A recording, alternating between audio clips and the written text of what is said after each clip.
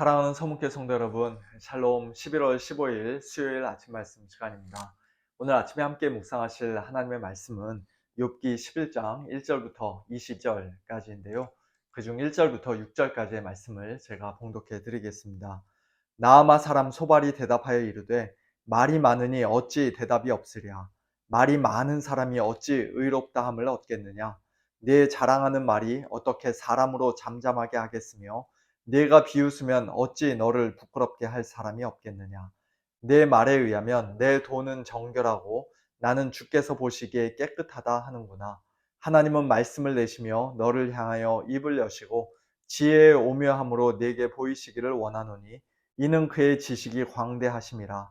하나님께서 너로 하여금 너의 죄를 잊게 하여 주셨음을 알라. 아멘.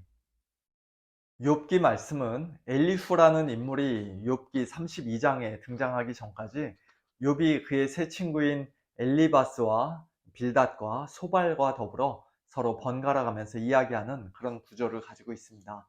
먼저 욥 엘리바스, 욥 빌닷, 욥 소발의 순서로 이야기하고, 두 번째로 다시 욥 엘리바스, 욥 빌닷, 욥 소발의 대화가 이어지며, 세 번째로는 욥 엘리바스, 욥 빌닷의 이야기가 나온 후 마지막에는 욥의 독백으로 마칩니다.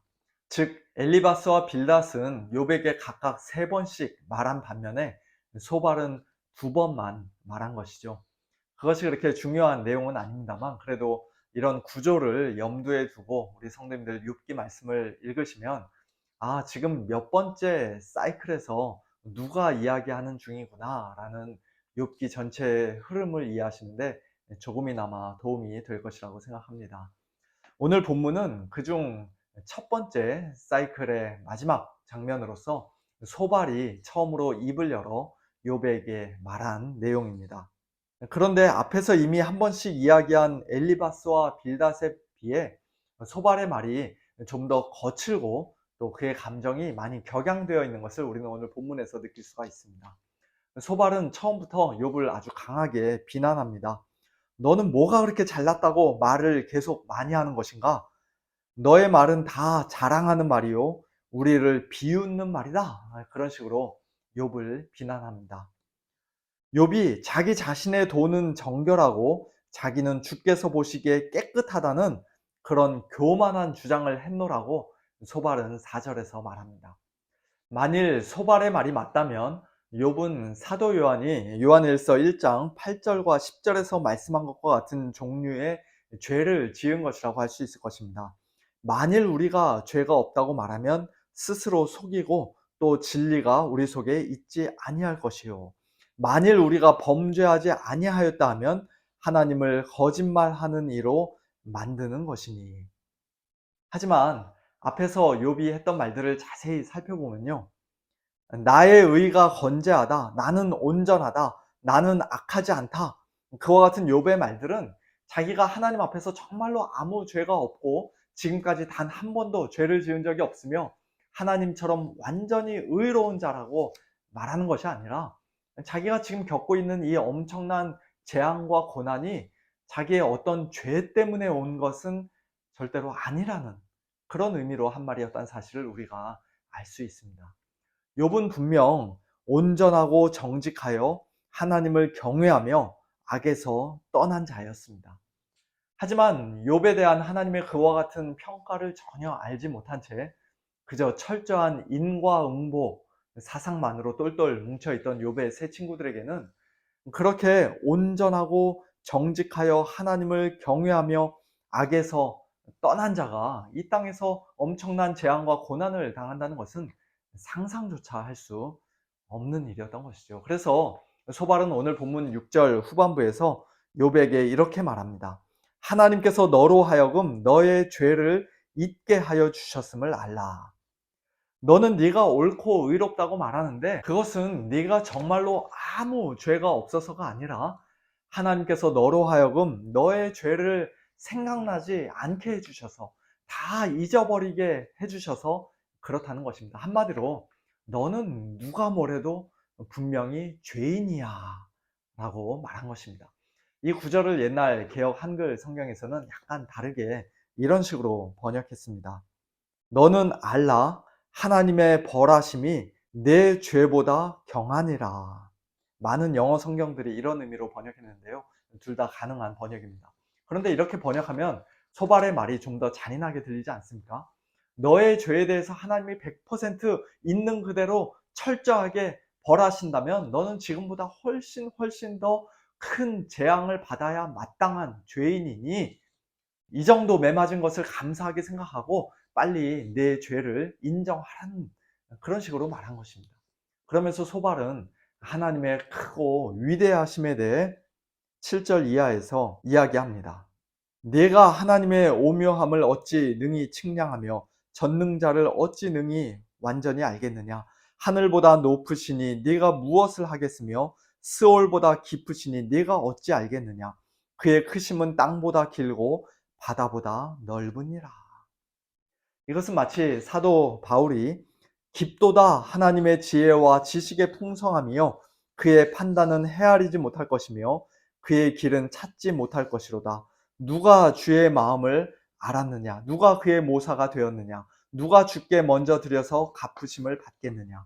이는 만물이 주에게서 나오고 주로 말미암고 주에게로 돌아감이라. 그에게 영광이 세세에 있을지어다. 아멘.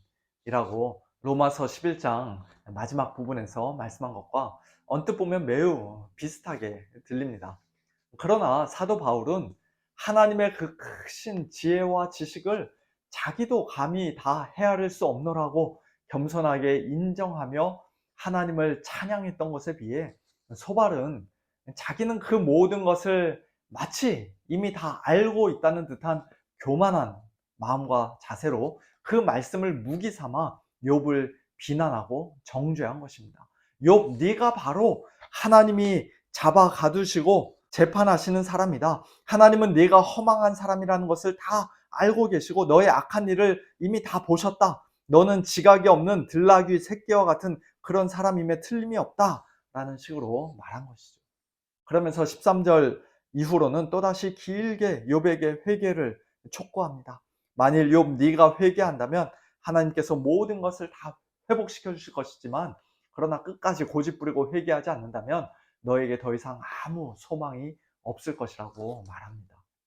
앞에서 엘리바스와 빌닷이 했던 것과 똑같이 지금 욥이 처해 있는 상황에는 전혀 어울리지 않는 완전히 잘못된 조언과 충고를 해준 것입니다. 이와 같은 소발의 말을 통해서 우리가 오늘 이 아침에 어떤 교훈을 얻을 수 있을까요? 여러 가지가 있겠습니다만 그 중에서도 저는 특별히 7절부터 9절까지 해서 소발이 하나님의 오묘하심과 높고 위대하심에 대해 이야기한 부분을 보면서 그렇게 좋은 말, 구구절절 다 맞는 것처럼 들리는 말이 정통 신학에서 조금도 벗어나지 않은 완전히 교과서적인 정답이라고 할 수 있는 말이 소발 자신을 먼저 참으로 겸손하게 만든 것이 아니라 그로 하여금 하나님을 찬양하게 만들고 하나님께 감사하도록 만든 것이 아니라 그저 다른 사람을 무자비하게 공격하고 비난하고 정죄하는 매우 날카롭고 잔인한 무기로 사용되었을 뿐이라는 사실이 너무나 안타까웠습니다. 우리는 하나님의 말씀과 하나님에 관한 진리를 언제나 우리 자신에게 먼저 적용해야 합니다. 아무개가 오늘 이 설교를 들었어야 했는데 아무개가 이 말씀으로 좀 찔림을 받아야 하는데 그런 식으로 그저 다른 사람에게만 적용할 뿐 나 자신은 마치 그 말씀과는 아무 상관이 없는 사람인 것처럼 나에게는 아무런 문제가 없는 것처럼 나는 이미 모든 것을 다 알고 있는 것처럼 그렇게 생각해서는 안 됩니다. 감히 측량할 수 없는 하나님의 놀라운 지혜의 말씀 앞에 가장 크고 위대하고 전능하신 하나님 앞에 그 누구보다도 나 자신이 먼저 늘 겸손하게 엎드려야 합니다.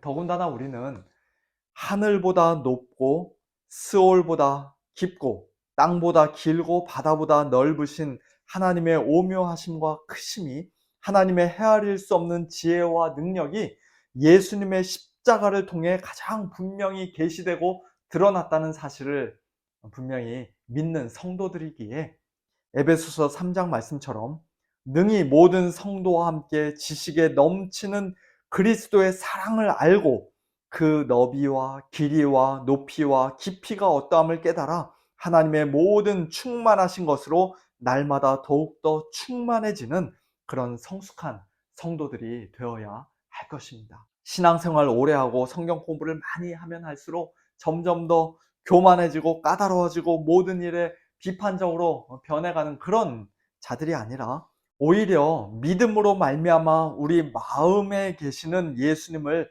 날마다 닮아가는 가운데 사랑 가운데서 뿌리가 박히고 터가 굳어지는, 즉 연약한 성도들을 따뜻하게 보듬고 사랑하는, 특별히 고난 가운데 있는 성도들을 더 깊이 이해하고 그들의 아픔에 함께 공감하며 참되게 위로해 주는 그런 성숙한 성도들이 다 될 수 있기를 예수님의 이름으로 축원합니다. 함께 기도하겠습니다. 하나님 아버지 감사합니다.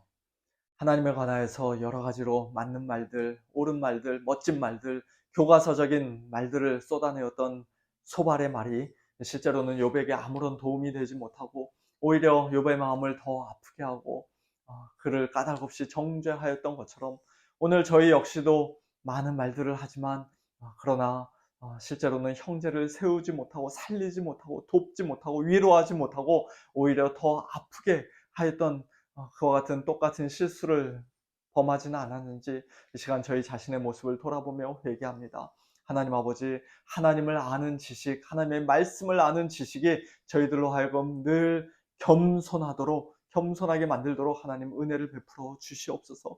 예수님의 그 놀라운 사랑, 십자가 사랑을 받은 자들로서 아버지 하나님, 예수님을 더욱더 닮아가서 고난 가운데 있는 우리 형제 자매들을, 또 연약한 형제 자매들을 더욱더 깊이 이해하며 사랑하며 공감해 줄 수 있는 그와 같은 사랑의 사람들이 될 수 있도록 하나님 아버지 은혜를 베풀어 주시옵소서. 우리 주님 더욱더 닮아가기를 원합니다.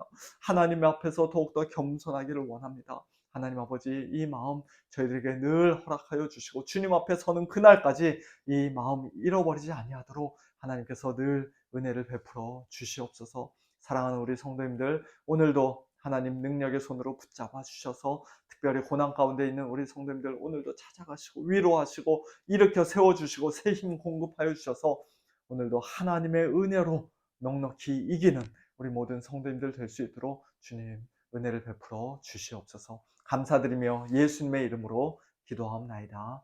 아멘. 성도님들, 오늘 저녁에 비가 많이 온다고 하는데요. 찬양과 기도의 밤에 오시는 우리 성도님들은 운전 조심해서 오시기를 바랍니다. 오늘도 하나님의 은혜 가운데 승리하시는 복된 하루 보내시길 바랍니다. 샬롬.